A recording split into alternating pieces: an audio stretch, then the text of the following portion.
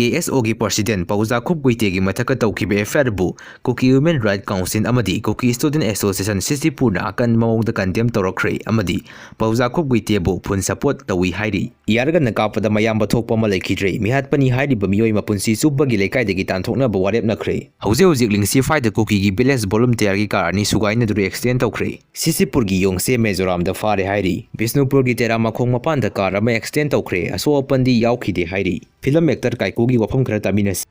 ai chief minister oidrobne ai minister oidrobne tawlere chief minister to khre hojik mayamna to kukina khoi maru ne kukina pamne chief minister sido adu tari ira ko iran ko kani ina hare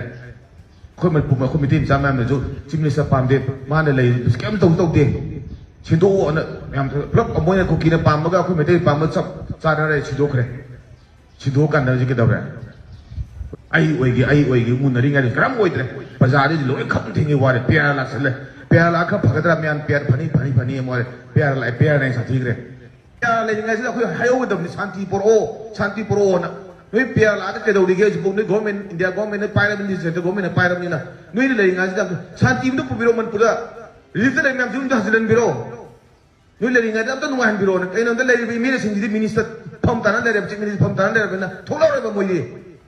Bangladesh reba Turkey na back to group amana region sing yauna semba Greater Bangladesh ki map puthorakre Manipur ki Kangleipak ki rang da sena ba mioi ma ena Kerala ki Thara sari dagi fare